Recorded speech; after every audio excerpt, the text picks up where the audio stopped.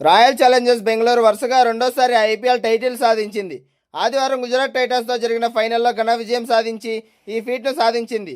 ఈ మ్యాచ్లో తొలుత బ్యాటింగ్ చేసిన గుజరాత్ టైటన్స్ నిర్ణీత 20 ఓవర్లలో 8 వికెట్ల నష్టానికి 155 రన్స్ చేసింది. అనంతరం చేజ్ మాస్టర్ విరాట్ కోహ్లీ అజేయ హాఫ్ సెంచరీతో ఆర్సీబీ విజయం సాధించింది. ఓ పక్క వికెట్లు పడుతున్న కోహ్లీ మాత్రం నిలబడి జట్టుకు రెండో ఐపీఎల్ టైటిల్ సాధించాడు. ఐపీఎల్ 2026 విజేతగా రాయల్ ఛాలెంజర్స్ బెంగళూరు నిలిచింది. 18 ఏళ్ల సుదీర్ఘ నిరీక్షణ తర్వాత గత సీజన్లో తొలి టైటిల్ అందుకున్న ఆర్సీబీ వరుసగా రెండో సీజన్లోనూ ట్రోఫీ ముద్దాడింది. డిఫెండింగ్ ఛాంపియన్ హోదాలో బరిలోకి దిగి అటాకింగ్ ఛాంపియన్ లాగా ఆడి టైటిల్ సాధించింది. ఆదివారం అహ్మదాబాద్ వేదికగా గుజరాత్ టైటన్స్తో జరిగిన మ్యాచ్లో గెలుపొంది ఈ ఫీట్ను సాధించింది. 5 వికెట్ల తేడాతో విక్టరీ నమోదు చేసి కప్ను గెలిచింది. ఈ మ్యాచ్లో టాస్ గెలిచిన royal challengers Bengaluru captain Rajat Patidar తొలుత బౌలింగ్ ఎంచుకున్నాడు.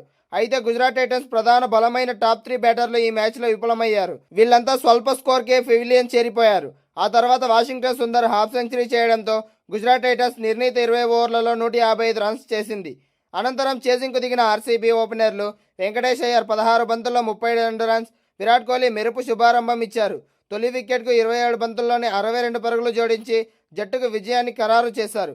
ఆ తర్వాత స్వల్ప వ్యవధిలోనే వెంకటేష్ అయ్యర్, దేవదత్ పడిక్కల్, అలాగే రజిత్ పడిదార్, కృణాల్ పాండ్యా అవుట్ అయ్యారు. అయితే ఓ పక్క వికెట్లు పడుతున్న చేజ్ మాస్టర్ విరాట్ కోహ్లీ మాత్రం నిలబడ్డాడు. చివరి వరకు క్రీజ్లో ఉండి జట్టుకు ఐపీఎల్ టైటిల్ అందించాడు. చివరికి ఆర్సీబీ 18 ఓవర్లలో 5 వికెట్లు కోల్పోయి లక్ష్యాన్ని ఛేదించి 4 వికెట్ల తేడాతో ఘన విజయం సాధించింది.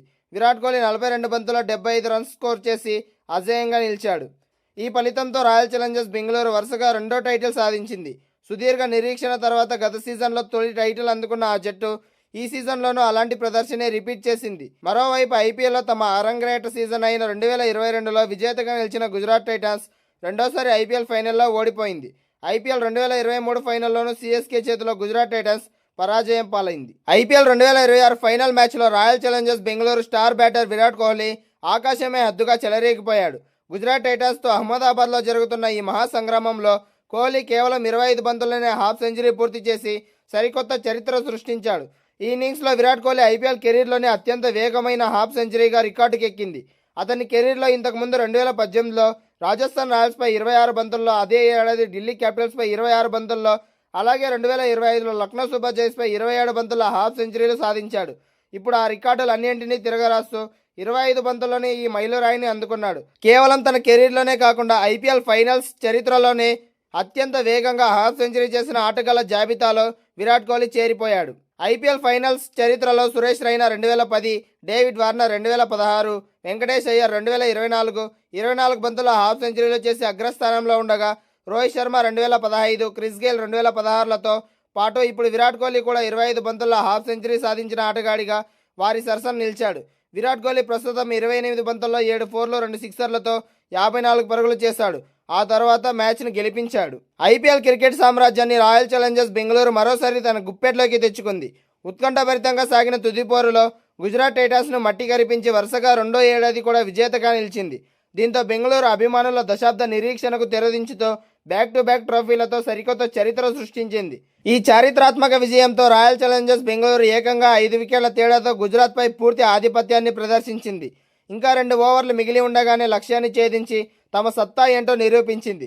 గతంలో ఎన్నో విమర్శలు ఎదుర్కొన్న ఈ జట్టు ఇప్పుడు వరుసగా రెండో సీజన్లో కప్పును ముద్దాడి విమర్శకుల నోళ్లు మూయించింది.